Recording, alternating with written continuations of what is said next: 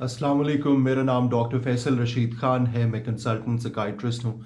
आज मैं बात कर रहा हूँ कि क्या कोई ऐसी बीमारी होती है जिसमें किसी इंसान को ऐसे ख़यालात आते हैं, जैसे कुछ लोग उसके पीछे लगे हुए हैं, वो उसको नुकसान पहुँचाना चाहते हैं, घर वाले खाने में जहर मिला रहे हैं क्योंकि वो उसकी जायदाद पे कब्ज़ा करना चाहते हैं, उसको आवाज़ें आती हैं कानों में जो हकीकत में मौजूद नहीं हैं।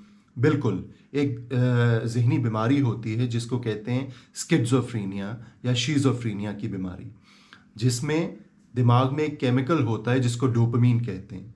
वो ब्रेन में उसकी मिकदार बहुत ज़्यादा हो जाती है, जिसकी वजह से उस इंसान को एबनॉर्मल बिलीफ्स यानी ऐसे ख़यालात जिनका हकीकत से कोई ताल्लुक़ नहीं है, वो उसको आना शुरू हो जाते हैं, वो उसके कंट्रोल में नहीं होते। वो ये बिलीव करना शुरू कर देता है कि कुछ एजेंसियां हैं जो उसके पीछे लगी हैं, वो उससे कोई ख़ास काम लेना चाहती हैं, उनके बंदे उसको फॉलो करते हैं, वो उसकी काम की जगह पे भी आते हैं। उन्होंने उसके घर में, कमरे में, बाथरूम में कैमरास फिट किए हुए हैं जिसके ज़रिए वो उसकी वीडियो बनाते हैं।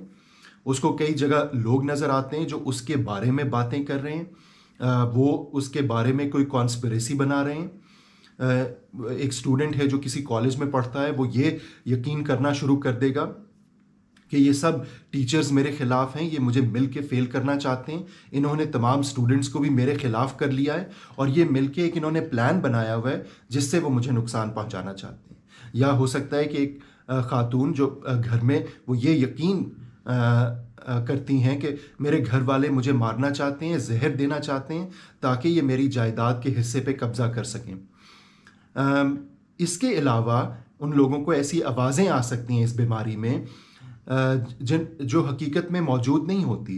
हो सकता है उनको दो लोगों की आवाज़ आए जो आपस में गुफ्तगू कर रहे हैं उस इंसान के बारे में, या एक रनिंग कमेंट्री चल रही है, जैसे मुसलसल एक तबसरा चल रहा है उस इंसान के बारे में।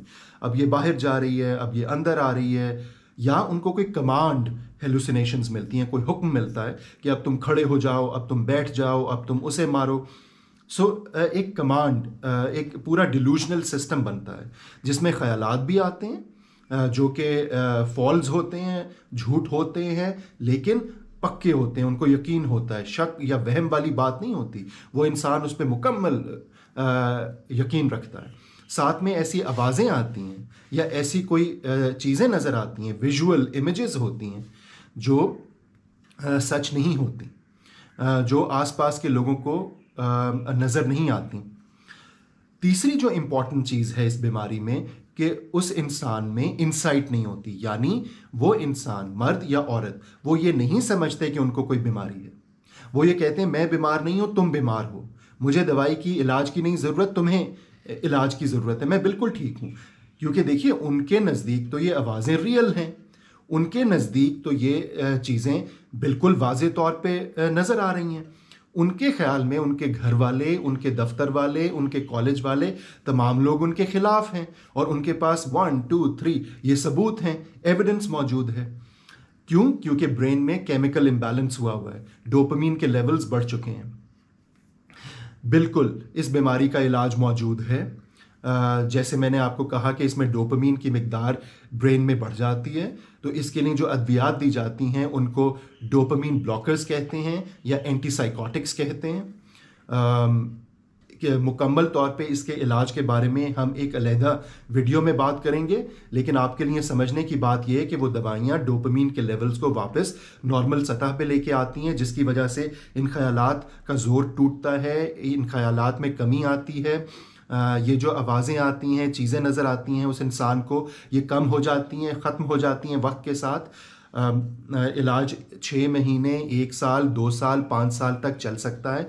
कुछ केसेस होते हैं जिसमें उससे भी ज़्यादा हो सकता है लाइफ लॉन्ग इलाज लेना पड़े, लेकिन जितनी जल्दी शनाख्त हो जाए, जितनी जल्दी डॉक्टर के पास आ जाएं, जितनी जल्दी दवाई शुरू हो जाए, उतना ही बीमारी का बेहतर होने का, मुकम्मल तौर पे सेहतयाब होने का चांस ज़्यादा होता है।